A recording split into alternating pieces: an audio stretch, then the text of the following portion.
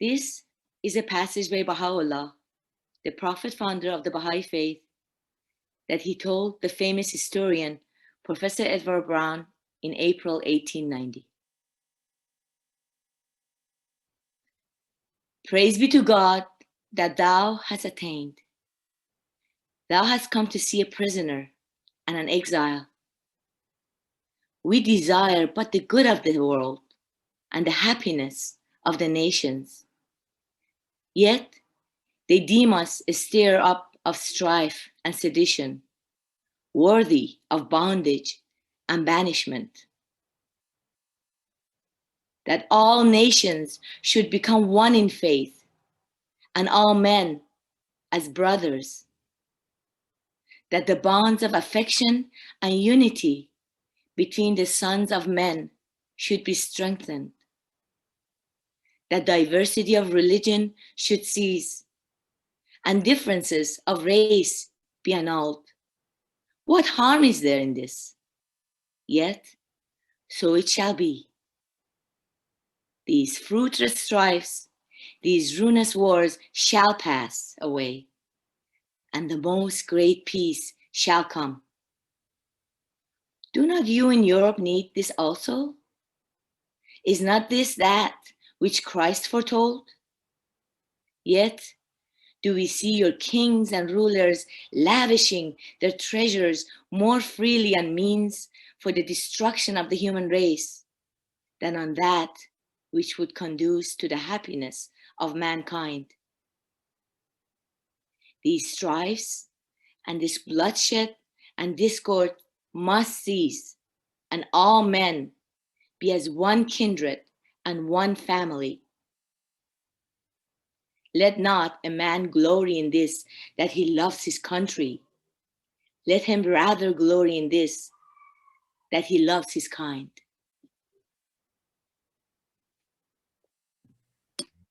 Thank you.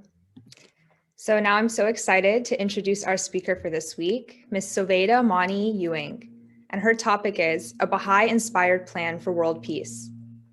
Sovaida Maani Ewing is an author, speaker, transformational thinker, international lawyer, and founding director of the Center for Peace and Global Governance, a virtual think tank and online forum that pools and proposes principled solutions to pressing global challenges through publications, podcasts, lectures, online courses, workshops, and targeted consulting. Ms. Maani Ewing is an international lawyer with 18 years of experience in private and government practice, both in England and as a barrister at law, and the United States as a licensed attorney. For the past 18 years, she has been working as an independent scholar, writing and lecturing in the area of global governance and collective security. She has written 5 books in this area: Collective Security Within Reach, with a foreword written by an Undersecretary General of the United Nations; Building a World Federation, the Key to Resolving Our Global Crises; 21st Century Ready; Bridge to Global Governance, Tackling Climate Change, Energy Distribution, and Nuclear Proliferation; and hot off the press this month, her latest book, The Alchemy of Peace: 6 Essential Shifts in Mindsets and Habits to Achieve World Peace. She also produces a weekly live videocast entitled Reimagining Our World, which can be viewed and heard live or in recorded form on the CPGG, Center for Peace and Global Governance, YouTube channel, and maintains a blog at collectivesecurity.blogspot.com that discusses current global issues and proposes principled solutions to them. Ms. Maani Ewing has lived and worked on 4 continents and speaks 4 languages. And with that, I'll hand it off to Ms. Maani Ewing.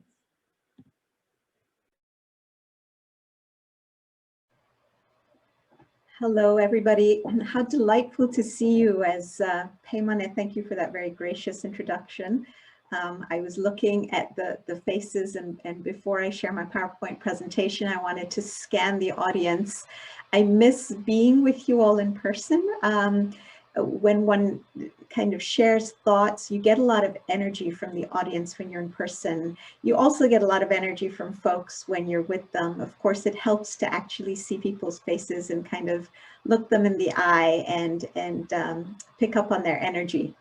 But anyway, Enough said. I will now turn to the duty I've been given, which is to share with you some thoughts. And to this end, I'm going to, with your permission, go ahead and pull up my PowerPoint presentation so I can share the screen with you. And here we go. Okay. Okay, so welcome to this program, which is entitled The Baha'i Inspired Plan for World Peace. Now, I deliberately chose, along with the hosts, this title of A Baha'i Inspired Plan for World Peace, because it's really important at the outset to mention that those of us who are individual Baha'is who sit or stand here and share thoughts with you are doing so in their capacity as individuals. For those who may not know, who may be new to the Baha'i Faith, that we have no clergy in the Baha'i Faith. Indeed, one of the very attractive principles for me was always that authority in the faith vests in elected institutions and not in individuals. So I just wanted to have introduced that caveat right at the start. So what you're going to hear today are one individual's thoughts and reflections, taking the Baha'i writings and correlating them or attempting to with the needs of the world. Baha'u'llah, who is the prophet founder of the Baha'i Faith, tells the Baha'is to be anxiously concerned with the needs of the age we live in and to center our deliberations on its exigencies and requirements. And that is really the impetus for all the work I do. The thoughts that I'm going to share with you today are really the culmination of bringing together threads of 18 years worth of experience as an international lawyer, a further 2 decades working as an independent scholar, and my work as a life mastery coach. So I'm drawing on all the threads of my experiences in life and forging all these experiences within the framework of my faith, the Baha'i Faith, and its teachings. As a result of this forging, I have come up with a conceptual framework that I have entitled The Alchemy of Peace Method. And it is really the subject of my latest book, The Alchemy of Peace, that Peymane mentioned. So let's dive in. Imagine the world as a garden that is blighted by disease and is withering. Even as we plant new seedlings and young plants, which represent our constructive endeavors to achieve a more just and peaceful world, we find that they're quickly strangled by the weeds in the garden. So when we look at our world today, we see that our global systems in all spheres are rapidly failing and unraveling in ever accelerating fashion. We see this in the area of economics, political systems, social, environmental. It really doesn't matter. Wherever you look, systems are crumbling. These weeds that are strangling these systems are really of 2 kinds. The first represent outworn mindsets, and the second represents certain dysfunctional habits that we as a human society have. Both of these function as blocks or impediments that keep us from attaining a peaceful, just, and unified world, a world that we want and a world that we definitely deserve. So the Alchemy of Peace method essentially involves identifying what these weeds are, identifying the root causes of humanity's ailments, removing them, and replacing them. So it's a very simple method. The analogy I like to use, and this came to me the other day, was, you know, when you have something wrong in your body, if you have a bacterium in your body, what do? Well, first we take antibiotics to kill the harmful bacteria, right? So this is akin to the diagnosing and removing the weeds that are strangling the garden. So I'm using actually 2 analogies side by side, all right? So we kill the bacteria, but we also know that in the process of doing that, it's not enough. You also have to take probiotics that introduce new healthy bacteria into the microbiome in order to create a healthy immune system.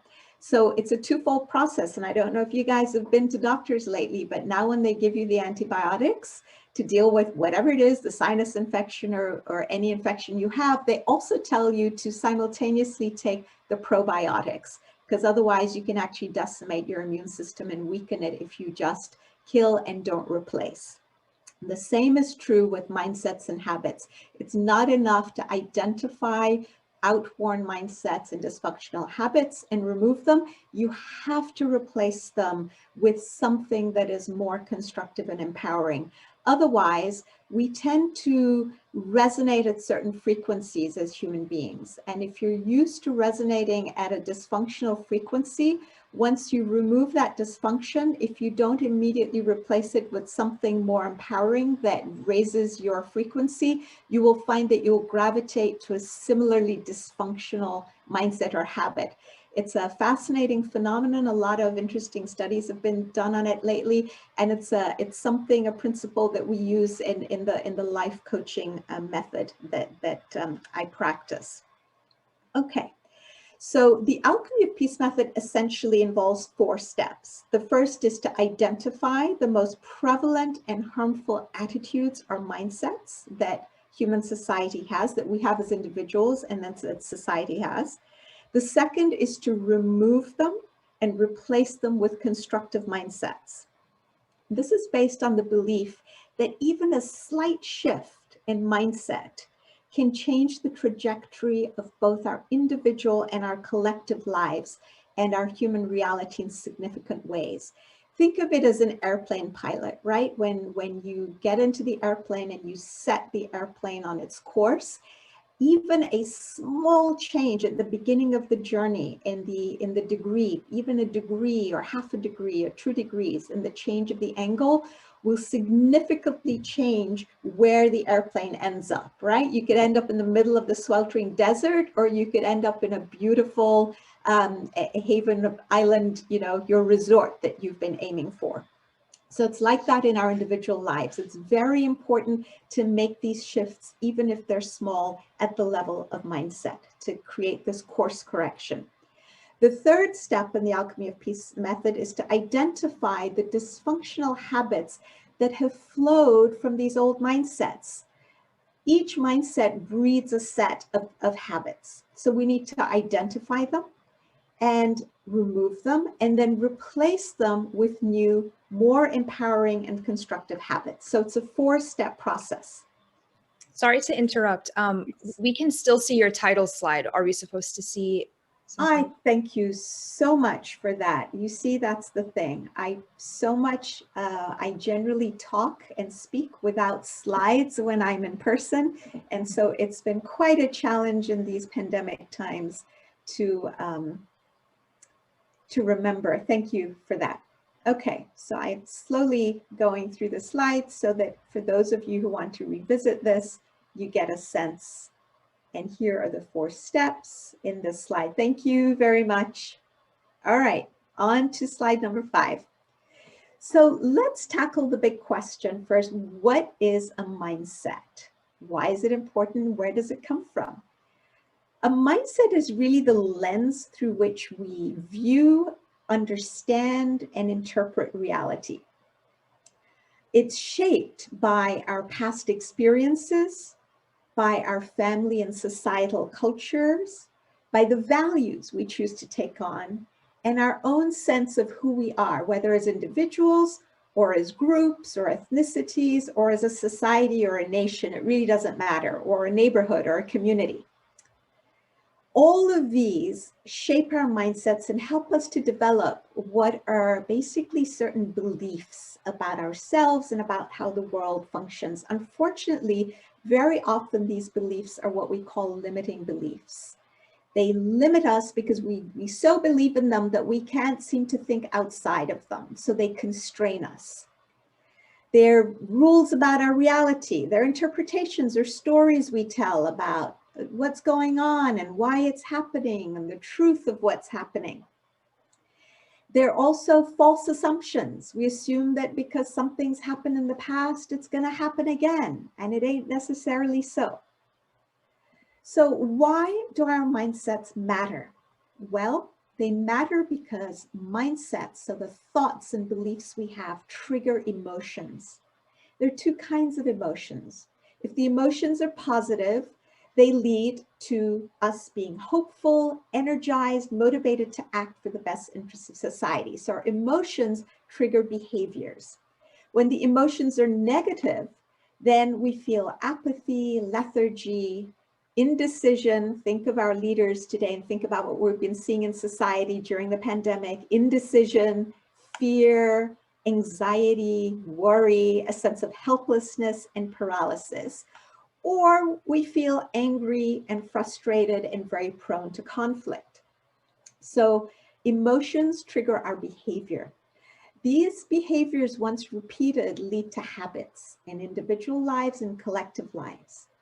Repeated habits create culture, and our culture determines our reality. So if we are looking at our world today and we don't like the reality that we're living, we don't like how we've responded to the global pandemic, we don't like our lack of response to the exigency of climate change, we don't like what's happening with the systems of inequality we see in whether it has to do with material well-being, whether it has to do with access to healthcare or education or housing, whether it has to do with social injustice. I mean, you name it. If we don't like what we see, then I'm here to suggest that we need to do to change is to start with our mindsets, because they trigger our emotions, which in turn have triggered behaviors that have led to habits and culture that have created our reality. Now we get to what divine revelation brings to us. The teachings that the divine messengers sent by a single creator who loves us bring to us are really a gift in many different ways. These divine messengers, as many of you will already know, but for those of you who may not, the Baha'i view is that divine revelation is continual and progressive, and is a symbol and sign of our Creator's immense love for us, out of his, her, its, whatever desire to guide us, to provide us with the guidance necessary to achieve our well-being and our happiness. Now, one of the gifts that all divine revelations bring, and we believe Baha'u'llah is simply the latest in this series of continual and progressive revelations in the Baha'i Faith, which was the faith he brought, is the latest. The biggest gift that they bring us is a gift of a new set of lenses through which we can view and understand our reality and our world. So clearly, revelation, the Almighty Creator, recognizes the importance of mindset, because when you study the revelation of Baha'u'llah, you study the writings, you see that so much of what is in it has to do with two things, really. Mindset, changing the way we learn to perceive and understand ourselves, our communities, life, what happens to us that we feel is out of our control, and also a new set of habits that are proposed. Now, what's fascinating to me, and again, I do a lot of this work in my coaching of businesses and individuals, is that we often have opinions. We have very strong opinions, and we think that these opinions represent truth with a capital T. But indeed, they represent truth with a small t. The only truth with a capital T in our world that we can rely on really stems from the teachings of these divine messengers that are sent. And a quick way, generally, we can also be inspired by truth with a capital T, especially when we cleanse ourselves from preconceptions and prejudices and dysfunctional ways of thinking and habits. And a quick way of being able to distinguish, because I get asked this a lot, is like, Sovaida, well, how can I distinguish between truth that is truth with a capital T and truth that is truth with a small t? And here's some thoughts I have to share based on my experience.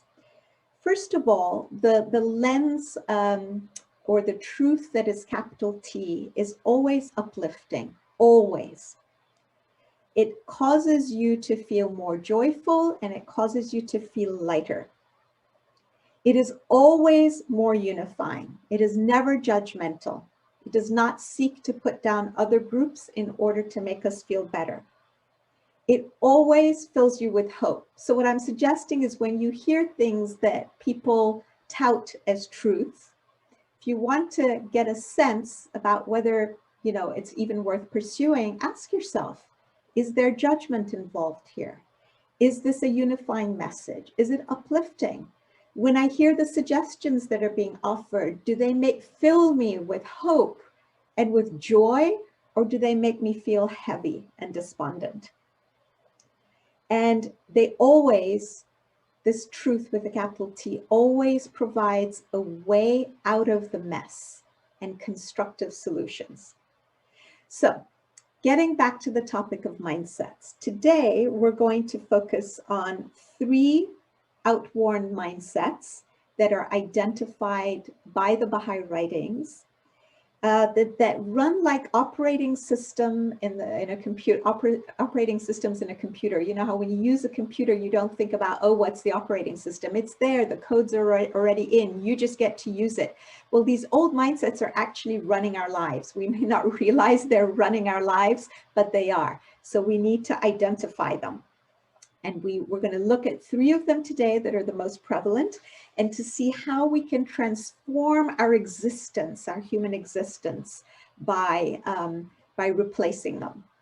Now, the first example of an outworn mindset is this idea that human beings are aggressive by nature. Oh, you know what? This is just who we are. We've always fought wars. We've always been in conflict. Nothing's ever going to change. We're doomed to repeat our past. And it is no wonder that we feel hopeless. So the emotions triggered by this old mindset are, we feel hopeless, we feel depleted of energy, and we give up before we start. There's a great quote actually from one of the great coaches of our time, Tony Robbins, that many of you have heard about. He says, you can't drive a car constantly looking in the rear view mirror, right? What happens when you drive a car and all you ever do is look in the rear view mirror and not through the windshield? You're going to end up in an accident. And yet many of us live our lives, either as individuals or as collective society, looking through the lens of the past. Oh, this happened to me. You know, I have to be really careful. Makes us very suspicious. We tend to kind of come across very harshly. We're aggressive. We're always looking out for ourselves. We're always in protection mode. So it doesn't serve us. Instead of being forward-looking, occasionally looking in the rearview mirror, because we can learn a lot from our past, but we don't have to live in it, and we're not doomed to repeat it. Okay, now, how can we replace this outworn mindset? Because we said identifying it is the first step in the alchemy of peace method. And then the second is to remove and replace. So the new mindset is a phrase I have coined in the book, The Alchemy of Peace, the maturation analysis. But the idea comes from the Baha'i writings. This is Baha'u'llah's idea. It's just that, you know, we're trying to deliver messages in ways that appeal to people and something they can remember. So think of it as a catchphrase, the maturation analysis. And basically what the Baha'i writings tell us is we need to think of our history, or actually they invite us to think of our history as the story of humanity's evolution through various stages of development, from infancy to adulthood. And this developmental process is marked by ever-widening circles of unity. We started by owing our primary loyalties to the family, then the tribe, the city-state, the nation, and the next inevitable stage, Baha'u'llah tells us, is to owe our loyalty to the human race as a whole. Therefore, as Baha'is, we believe that peace is not only possible, but inevitable. Now look at this mindset shift from, oh, we've always been aggressive, it's never going to change, we're doomed to repeat our past, you know, war is always going to be a feature, it's not a bug, it's a feature, to, hey, everything that we have experienced can be explained by the fact that humanity's been immature, basically. and that we currently, as a collective whole, are in the throes of a turbulent adolescence, and we all remember what turbulent adolescence is like, that leads to maturity. And just as parents don't throw their teenagers who are acting out of the home, because they have a long-term perspective and they know it's just a phase and that they will come out of it sooner or later, so too we must have the same degree of wisdom and perspective with respect to our collective existence, that we as a human race will emerge from this, we will achieve unity, we will recognize our oneness. We need to be patient with ourselves, we need to have compassion and have wisdom. When we do that, we find that we have energy and motivation, and we're hopeful, right? So we will have the energy and motivation to do what it takes to tackle climate change, to bring social justice, to achieve peace in our world. Okay, second prevalent mindset is an old mindset, and you hear it all around you, especially during COVID times.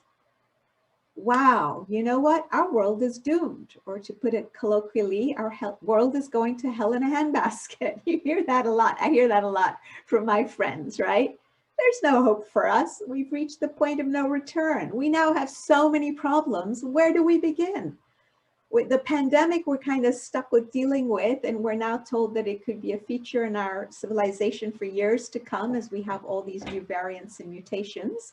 And eventually it'll be like the flu, and we're going to have to get vaccinated every year. So we're still struggling with that. And meanwhile, droves of people are dying and getting sick. And then we've got the economic recession. And then we've got climate change, which is the slow moving major crisis. If we thought the pandemic was bad, we haven't seen anything yet. As you know, climate change basically takes over and people have to move because of flooding and storms. We're going to lose land that we need for growing food, and we're going to have less and less access to clean water. I mean, it is going to be really dire unless we turn on a dime and act very quickly. And then we've got the whole nuclear problem. We still are in threat of a nuclear holocaust. Even if we have a small, geographically limited nuclear war, say between India and Pakistan, it's going to lead to 2 billion deaths in the world because of the nuclear winter, 10 years of nuclear winter that we'll have, that will cause crops to fail. So, you know, there's a lot of existential crises, and then we've got our genocides and, you know, and trafficking in women and children and all our usual stuff, our domestic violence and the racism and gender inequality and on and on and on. So it's no wonder that people feel that we're doomed. And what is the emotion that's triggered as soon as you think we're doomed? Fearfulness, depression, anxiety. And we see the statistics during COVID rocketing, the number of people who are suffering from anxiety and who are on medication, and number of people, including children, suffering from depression. So we've got our work cut out for us. So how can we replace this? Once we recognize this old mindset, and we say, okay, we need to do away with it, the question is, well, what do we replace it with? And the answer is the phoenix effect. Again, this is the catchphrase that I've used. You remember the old myth about the phoenix that rises from the ashes, right? It has to basically be destroyed and be sacrificed in order for it to be rebirthed. And just to make your head spin, I'm going to give you a different analogy, having mentioned the phoenix. But here is let me start by saying what the new mindset is. If we could see and believe, as the Baha'i writings posit, that the advent of humanity's maturity, which we've been discussing, is characterized by two parallel processes of disintegration and integration.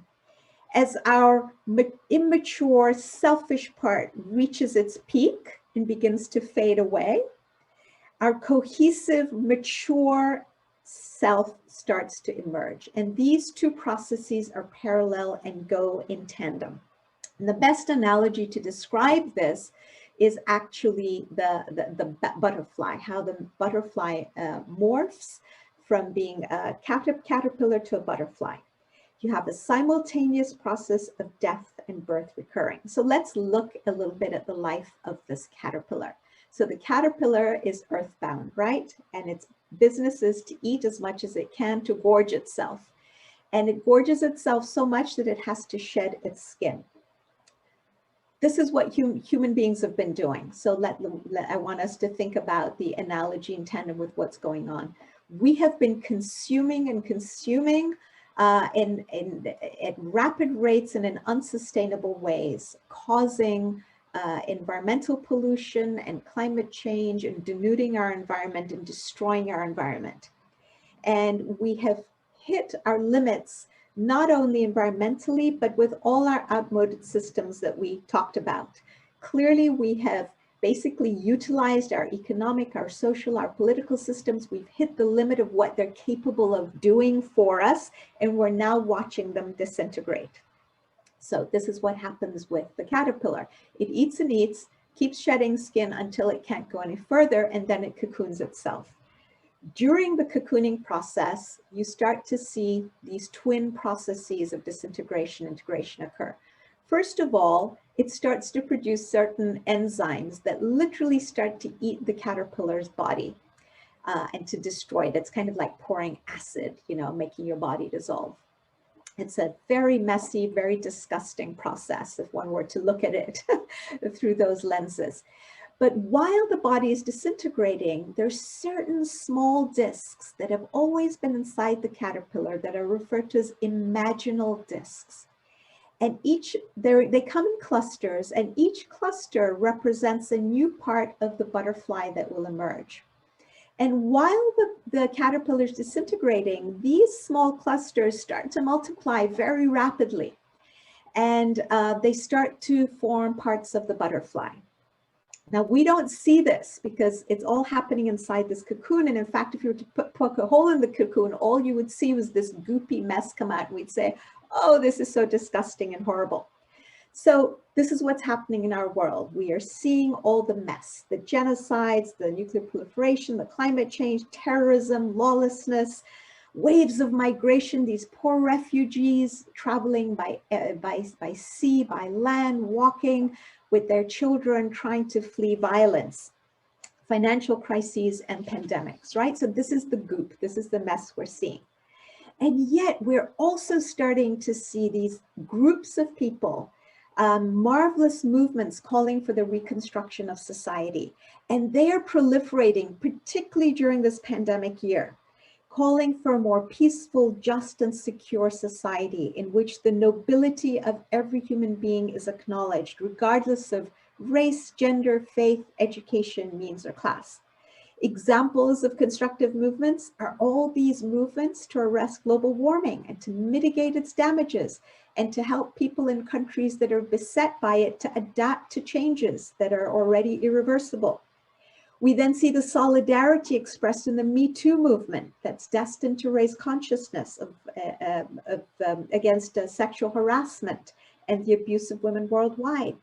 We saw during this pandemic amazing expressions of solidarity to protect and uphold the dignity of Black lives in the Black Lives Matter movement, and all the people of all races coming together and standing shoulder to shoulder to say enough of this scourge of institutionally entrenched racism. And another wonderful movement that's been happening that not many people know about is strong impetus from civil society to propose changes to the United Nations to create a system that's more fit to address the global challenges and needs of the 21st century. So we are in the process of becoming that butterfly, of creating new capacities, tools, and moral standards. Just as the butterfly can fly and is no longer earthbound, and it has this capacity to see and freedom to move and new choices to make, so too we as a global society are in the process of seeing new ways of being through consultation, cooperation, and solidarity, as opposed to competition. For me, one of the greatest examples of this has been how scientists have come together during the pandemic and put aside their egos and their desire to get individual recognition for their work, And they have come together, and it's actually been a fascinating thing they've done. Before, you had to go through all these peer reviews and, you know, submit to these publications, and it was all very controlled and very few people got to have their papers published. They decided to throw a lot of that to the wind and start sharing their findings in real time with each other and collaborating. Because they wanted to save the planet. And look at the results they were able to achieve. Vaccines that normally take 10 to 12 years to produce, we've already been able to approve, well, in the West, 4 of them, and in other parts of the world, others. So within 1 year, to have approval of several vaccines is incredible and really demonstrates what human beings are capable of doing if we break out of the old mindsets and use and create new mindsets and new habits that we forge as a result. Okay, the third mindset, this is the last mindset that I want to explore today, is the mindset that someone or something else, sorry, it should be or something, not of something else, is always to blame for the mess we're in. So we see a lot of this. We've seen this during the pandemic. It's the fault of the white middle-aged males. It's the fault of those in rural communities. No, it's the fault of the Blacks. Oh, wait a minute. It's the fault of the immigrants, of the Asians, of the Chinese, of the Muslims, of the Jews, of the Baha'is, of women, of the transgender folks. It's always somebody else's fault, never ours. We don't accept responsibility for our part in the mess. As a result, the emotions that are spawned are anger, blame, suspicion, and fear. So what can we replace it with? Something that, again, I've coined the oneness model that, again, comes from the Baha'i writings. The Baha'i writings tell us that there is one truth with a capital T, that humanity is a single organism, especially today. We are so interconnected, we've become like one body. There are many quotations in the Baha'i writings that speak to this. So if all nations are really one body, it doesn't make any sense for the liver to say to the kidney, I don't care if you're on dialysis or you're diseased, I'm out for number one.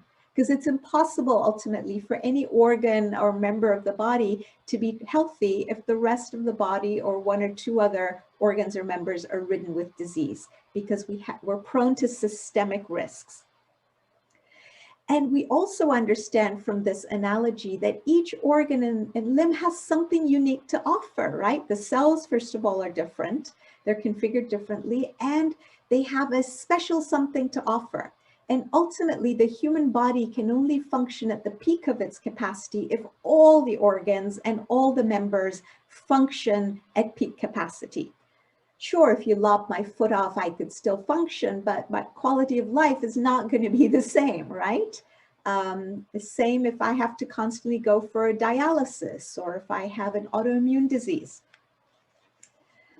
Okay, so the one thought I want to leave you on this oneness model is the following, and this is again something that one gleans from the Baha'i writings. There is a law that governs our social reality that we have been blissfully unaware of, not so blissfully, now very painfully. And it is the law of oneness, the oneness of human beings and nations. You know, just as there are laws that govern our physical life, like the law of gravity, which we can choose to ignore. I can choose to say, I don't believe in the law of gravity. I'm entitled to that, right? I'm entitled to my opinion, to my truth with a little t. But that law of gravity is going to operate on my life whether I like it or not. And I certainly would be foolish to try to build an airplane not taking into account the law of gravity.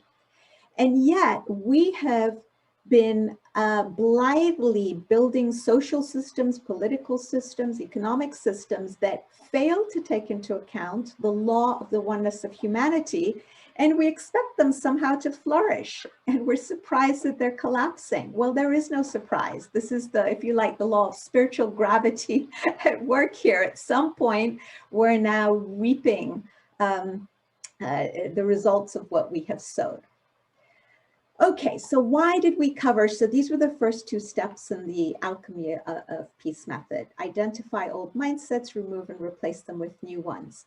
So I want to take you one step further and give you one demonstration of how you take these 3 new mindsets now, and you use them to replace one very destructive old habit that humanity has had. And this is represents step 3 and 4 of the Alchemy of Peace method. So the old and destructive or dysfunctional habits, there's actually a constellation of them are, and you're going to recognize these: isolationism, tribalism, polarization, xenophobia, and the king of them or the queen of them all, nationalism. All of these habits, this group of habits, especially nationalism, are created by that third mindset of it's someone else's fault. But they've been allowed to flourish and have been maintained by mindset number 1 and number 2 that we discussed.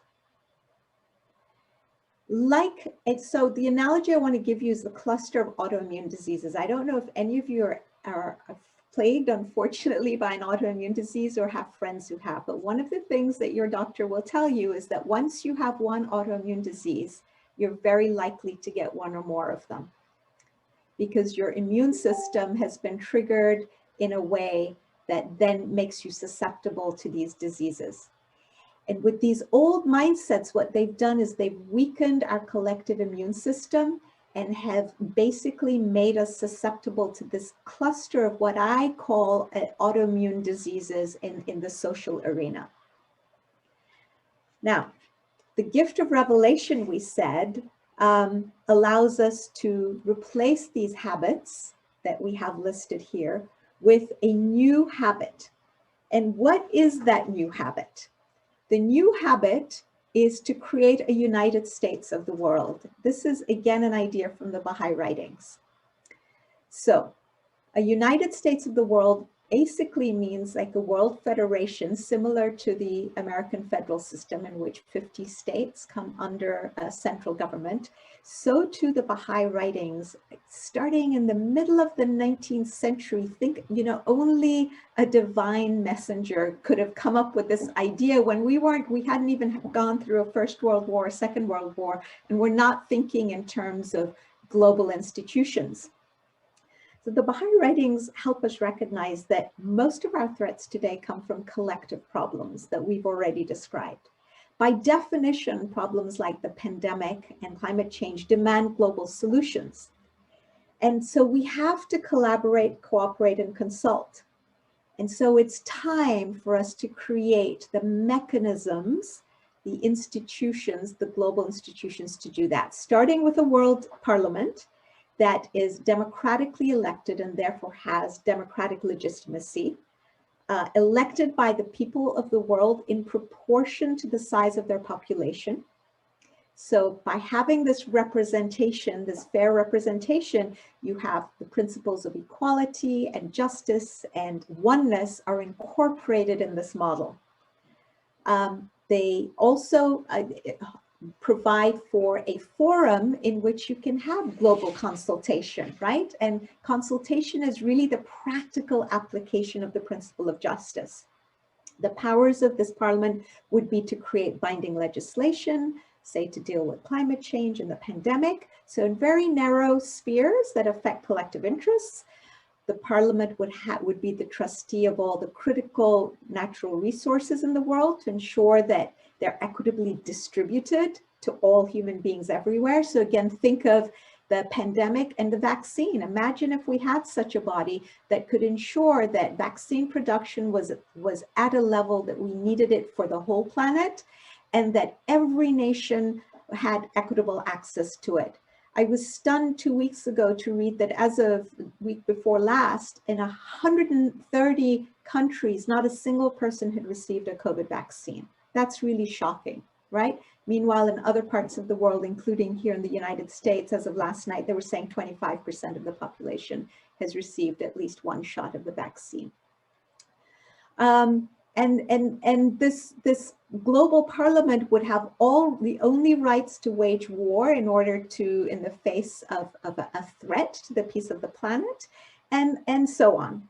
We would also need a world court to mediate disputes so you don't have to go to war, that would have compulsory jurisdiction to deal with all conflicts as opposed to the ability to pick and choose whether you want to go to court, and would have the power to enforce its judgments. And an international executive that would be backed by an international police force, capable of ensuring that all these international laws passed by the World Parliament are actually implemented, because what's the point in having laws if you can't implement them? And that the decisions of the World Court are also enforced. Again, what's the point in having a World Court as we do today that renders judgments that people often don't abide by, and there's no system for enforcing them? So this is just to give you an idea of how changing three mindsets can help us to then change this constellation of bad habits, particularly the habit of nationalism that is basically tearing our world apart and leading to conflict, the threat of war amongst many nations in many parts of the world now. The threat of war is again on the rise. So this is just a snapshot of how the four-step process of the Alchemy of Peace method works.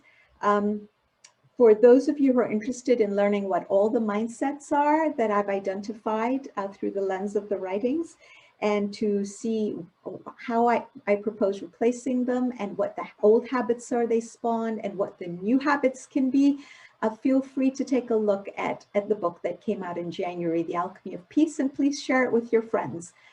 It's available at the Baha'i Distribution Service here in the United States. It's available on Amazon anywhere in the world you are.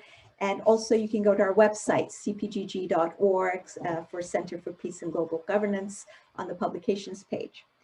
And I think that basically, I'm gonna stop there because I wanna give us plenty of opportunity to have a conversation and ask questions, which I will do my best to answer. And thank you for having me. Thank you so much for that talk. That was really interesting and insightful, and I think we all learned a lot. So we would love to have a Q&A portion now. So if you have any questions, you can put it in the chat and I will read it out loud in the order received. Okay, a question from Julia. What is the Baha'i role?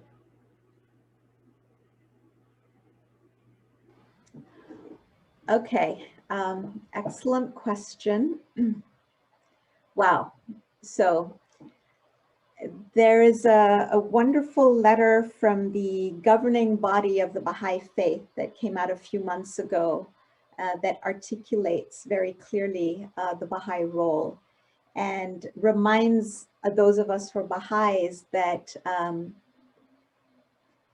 that building peace and taking the steps, including shifting attitudes and habits, is not something, it's not like one of the things that we do. It's not like a nice thing for us to be involved in, but it is really in some sense the dominating passion of our lives. And it is the reason we are here, right? Our ultimate goal is to create a peaceful world, a world in which, and remember, peace really won't come until we get a certain degree of awareness of our oneness and are able to achieve a certain modicum of unity. Now, peace, as Baha'is are told, is not something that is an event that happens on such date. You say, on this date, we attained peace in the world. It is a process, and the process has many different stages. And so the first level of consciousness and awareness of our oneness will bring about the lesser peace, but it'll also be driven in large part by the threats to the world. And I think the pandemic in that sense has been an amazing gift, despite the horrible suffering that's caused, that it's given humanity and our leaders and people at the grassroots the opportunity to recognize, hey, you know, the old way of doing things doesn't work. So to go on and further unpack an answer to your question, Julia, I like to think of the Baha'is as those imaginal discs. We are one group of those imaginal discs that are multiplying rapidly and that are engaged in activities that are helping to bring about that butterfly, the new civilization, if you like, or a peaceful world. And so our activities in the moral education of children, in having uplifting and meaningful conversations and contributing to public discourse, our contributions to social and economic development projects and social action, our contributions to creating spaces where people align their hearts with the Word of God, from whatever faith tradition they come from. This is all part of the process of peace building. And as we do these grassroots activities that are sustainable and are occurring all over the world, each of those pods, if you like, is also a laboratory in which we are training all generations to work together without the scourge of racism, while treating women and men as the two wings of the bird of humanity, learning how to consult and collaborate. All of these skills and capabilities and tools that we need, and the new mindsets and habits, we get to learn by engaging in the activities that Baha'is all over the world are engaged in. So that, in short, is the answer, at least my answer to your question. I hope it helped. Thank you. Our next question is from Habib. The ideas are great and convincing, but how can they be put in practice? Who can or should implement them in the life of humanity? Okay, Habib, you and me. Remember, we said that culture is created, and therefore what society looks like, by habits that have been created by behaviors that come into being because of mindset. So when you and I change our mindset and we start having conversations within our sphere of influence, what do I mean sphere of influence? Your neighborhood, your family, your colleagues at work, and we start basically shifting consciousness. This really is a consciousness raising exercise initially. And when enough people, the tipping point comes when you have a critical minority of people who change and shift their mindsets. So it is us, you and I. And once we start shifting these mindsets, from them will flow the shifts in habits. Once we do that, one of the big changes that will come about when we start having these conversations is, or write a blog post, or, go on a Facebook Live and share these ideas, as I say, within your sphere of influence. One of the things that will happen is when we shift culture, we as the grassroots are going to start doing something that's really important. It's something I didn't get a chance to talk about, but I talk about it a lot in the book, and that is starting to demand that we have certain kinds of leaders who are in decision-making positions and are capable of making decisions that impact the lives of many. Right now, we've become very lazy, and I don't really know what's up with us, but we have gotten into the bad habit of electing unfit leaders. So what does it take to elect fit leaders? There's a whole there's a mindset involved there, and there's a habit, and there's a new mindset and a new habit involved there. And so by starting to do this work at the level of you and me, we will create the environment in which we will start to demand that we have the right kinds of fit leaders that can make a broader impact. Thank you. Our next question is from David. It seems to me that there are good players and bad players when it comes to nations and global institutions. How do you see going forward with world peace under this type of scenario? Okay, so the first challenge for us, and this I'm speaking not from a place of naivete, okay, is to put aside judgments. Judgments are the way we have gone for centuries in the world. This country good, this country bad. This organization good, this organization bad. And we've seen that it has gotten us exactly nowhere. All that happens is that you build walls and you lose the chance to convince or persuade or gently enter into conversation with people to understand them. So the first thing is to do away with judgment. And this starts at the level of the individual, right? Baha'u'llah talks about this even when he says, when it comes to investigating truth, spiritual truth, he says the truth seeker is marked by the ability to put aside all preconceived prejudices and conceptions. It's a very difficult thing to do. What the more empowering way to go is to hold up a vision of what we could all be, whether you think these groups or people are good, bad, or ugly. Hold a vision of a new reality that is compelling enough for everybody to want it. And get smart about unpacking for people the benefits of this new way of being. This is a technique that we use in coaching that's very effective, because even as individuals, we're very judgmental about ourselves. We beat ourselves up. We're judgmental about our family, our wives, our husbands, our children, our colleagues, and it's always their fault that something is, you know, if only we could get rid of them, we could have the perfect family, or we could have the perfect this or that. So, and a much better, faster, more constructive way to go is to hold this vision. And fortunately, the Baha'i writings have provided us with that vision. And today we unpacked some of the vision of the new mindsets and habits, but just a vision of the kind of world that we've been assured, live in. And then start to bring people along. I think that is the best way to go. And it has been done in the past. I don't know if we'll get to Alex's question, but if we do, I'll unpack that in a second. And to how to, okay, I'll leave it at that for, I think it was Habib. Thank you. Next question is from Shahla. Have any of the countries today taken any steps that could lead towards these mind-changing goals? So we're starting to see leaders in countries start to articulate things that demonstrate their realization. Let's start with the pandemic, because it's something we can all relate to. So one of the interesting things that's happened during the pandemic is that countries that are in which the leaders are women have done particularly well at dealing with the pandemic. And as articles and people writing about this stuff has unpacked it, it really has to do with the way these women, the mindset they have had, and their behaviors. So to be more specific, one of the habits that has emerged is the habit of transparency.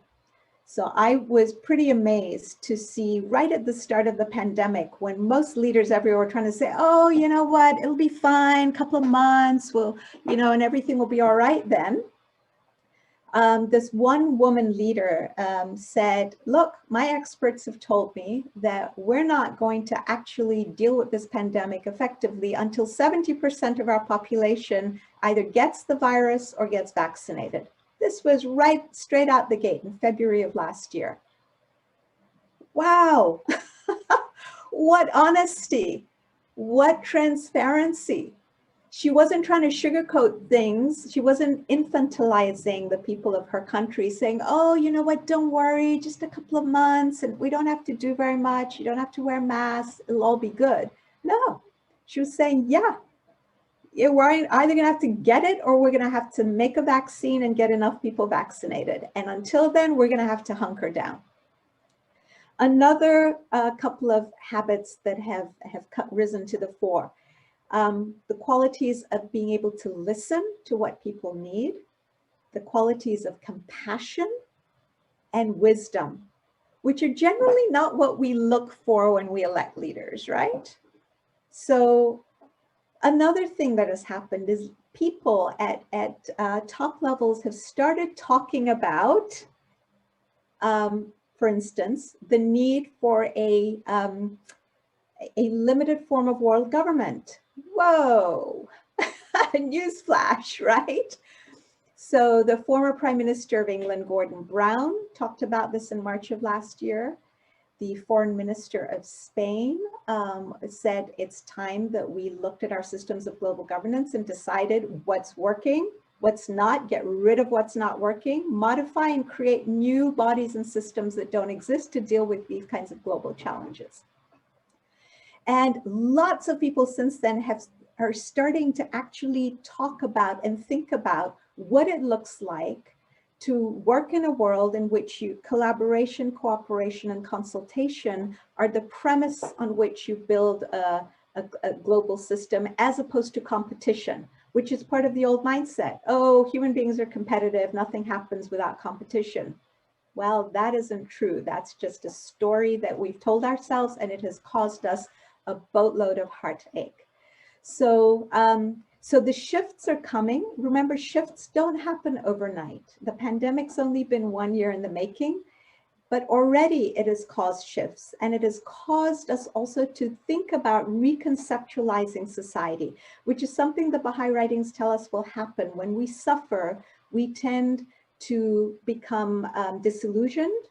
Our conscience is stirred, the Baha'i writings say, and then we get to the point where we start to think, okay, we have to reconceptualize from scratch the way we do things. So in this country, for instance, the conversation around reconceptualizing what the role of the police is, that's huge.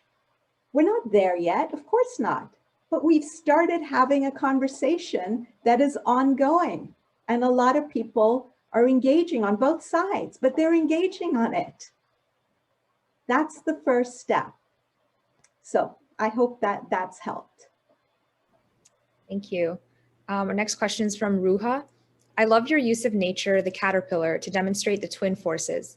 So many people focus on the force of destruction and find us naive in believing that there is another force. Any ideas on how to broaden their view?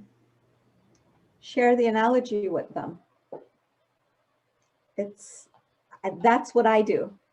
That's what I do. You don't, share the analogy, demonstrate that this happens in nature all the time. It happens every time you plant a seed in the ground. What happens to the seed? It's basically the same process. The disintegration of the seed, giving up the form and the way it's in order to create something new. And then go ahead and draw the parallels between what you're seeing in the world. So yeah, I don't know beyond that what else to share, but it is, if people start to see, once you plant the seed with people, so if you take this analogy, and it's a really powerful one, and I found even the most skeptical of folks, it resonates with them, but even if they don't immediately tell you, oh my God, yes, I believe in everything you're saying, you're so right, by planting the seed, let people go away and reflect on this stuff. And you will find that over time, once they reflect, once a seed has been planted, people can't unsee what you've told them. They can't stick their heads completely back in the ground. This thing's going to be percolating inside them. And trust that life will afford them the opportunities and create the circumstances, life circumstances. It could be tragedy, it could be a divorce, it could be losing their job, it could be developing cancer. You know, the universe is there to support our growth, and it will do whatever it has to get our attention, for us to wake up. So our privilege and honor is to share life-giving thoughts and ideas with people, and then just let it go and trust that the rest is being taken care of by their loving creator, who loves them as much as that creator loves us. Thank you. Our next question is from Alex. Are there any parallel historical times that are similar and where the world took one step forward towards the vision of world unity? If so, how did it take place successfully? And what actions do you think might be or are effective in the present situation? That's a great question, Alex. I am a firm believer in looking at models of success. We tend to always tell ourselves something is not possible, and it's a perfect excuse for doing nothing. I'm a firm believer in looking at instances in our past when we have done things successfully, and an example in this respect is something, and at this point I will refer you to the video podcast that Payman referred to, Reimagining Our World, last week's and the week before and this week. So this week is episode 13. We're unpacking a model of a successful experiment that was done in Europe in the aftermath of the Second World War, exactly to this point. It was building the foundation of what we know as the European Union. It was called the European Coal and Steel Community, and it was really the example of a supranational institution, the first of its kind in the world, so something that is not intergovernmental between governments, but sits above nations, that was given certain powers and authorities, but it was based on the mindset that we can't be plagued by our past, that we're on a process of growth, that Europe, the interests of European countries were one, they were fused, and it was no longer about politicking, about maintaining a balance of interests, right? And the creation of this body is an amazing story of success. And it also demonstrates how three individuals who were willing to come together and work on the creation of this proposal and the implementation of it were able to shift. You know, we talked about a slight shift shifts the reality you end up with. Well, the entire reality of Europe went from endless wars, particularly between France and Germany over centuries, to two world wars, First and Second World War that were started there, to peace in Europe and the economic recovery of the member nations of the European Coal and Steel Community. It is an amazing story, absolutely amazing. And the other thing is that all three of these individuals were influenced to a large extent by their faith. All three were Catholics, and all three really wanted peace. And it's amazing what they were able to do with it. So I'm not going to get into the story of the European Coal and Steel Community, and I'm not going to unpack all the features. If you're interested, feel free to hop on our YouTube channel, CPGG, look up Reimagining Our World on YouTube, and you'll find it.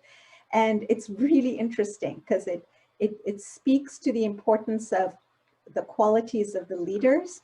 It speaks to the importance of mindsets of the leaders, and it speaks to the importance of two other things that I also talk about in the book, is identifying a set of principles, shared ethics that nations can agree upon, and then apply methodically in building institutions.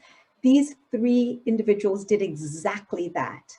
And today, actually, I'm going to unpack how these principles show the impact of the application of each of these principles in the European Coal and Steel Community. So Europe today owes its peace, owes the fact that it is flourishing in all respects.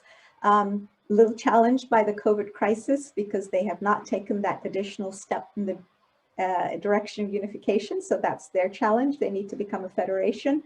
But otherwise, they're doing pretty well compared with many parts of the world. Thank you. Our next question is from Donna. How do we find the good/trustworthy leaders who will affect these paradigm changes? Okay, how do we find them? Very good questions. So by paying attention. So this is something I go to at great length. We have to, as individuals, so you and I, have to start developing new habits around how we elect people. And it involves certain mindset shifts, and it involves recognizing that the qualities, certain qualities are absolutely indispensable to good leadership. And so when we set out to elect our leaders, we have to make sure that they have those qualities. We also have to look at their motivations and their record of service. Otherwise, we're going to fall into the same pitfalls we've fallen in before. It's very easy to do it in Google's searchable days, where basically you can find out practically anything about anybody, especially if they're a public figure and if they put themselves out there. So we get the leaders we deserve. You know, so many people point fingers at leaders and say, oh, look at what this leader has done. Now I'm talking about countries where we get to elect leaders.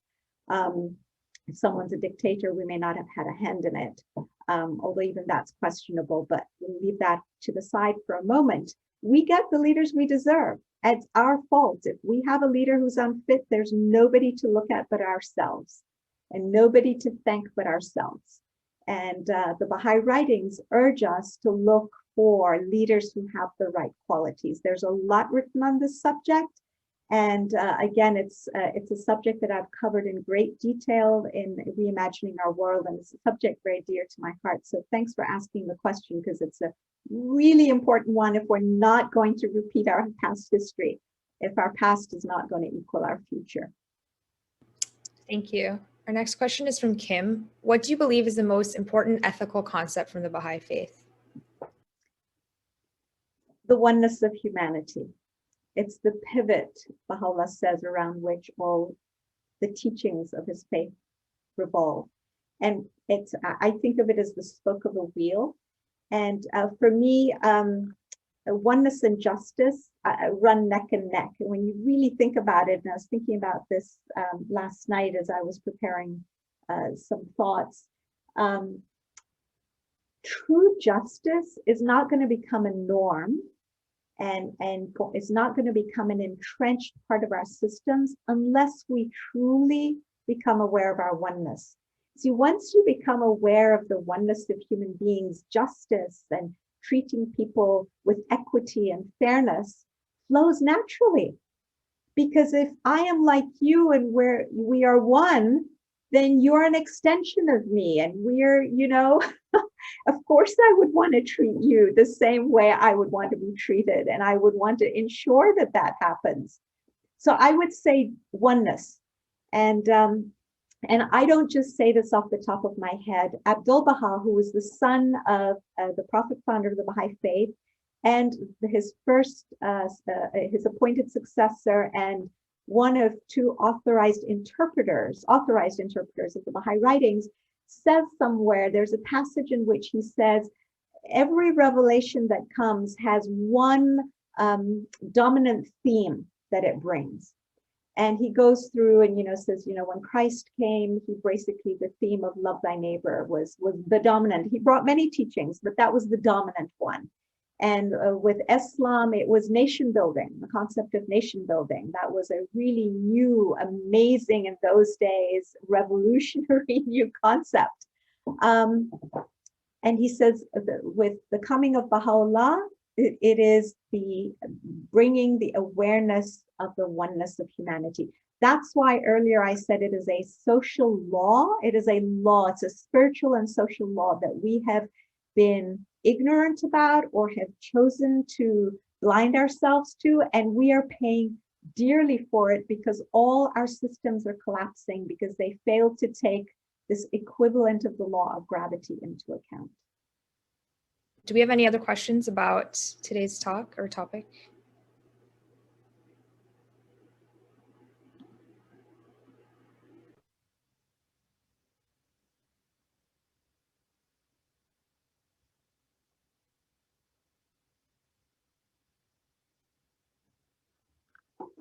Okay, well, if not, I want to give a big thank you again to Ms. Maani Ewing. We really enjoyed that today, and thank you everyone for all your questions and comments. So now I want to go ahead and introduce our speaker for next week. Our speaker next week will be Mr. Tom Lysat, and his topic is The Baha'i Calendar, Putting Eternity Back in Time. And again, these talks are every Saturday at noon Eastern Time, so please invite your friends and family. And if you'd like to be on the weekly mailing list and you're not already, please fill out the contact form that I'll put again in the chat right now. Thank you, everyone. We'll see you next week. Take care.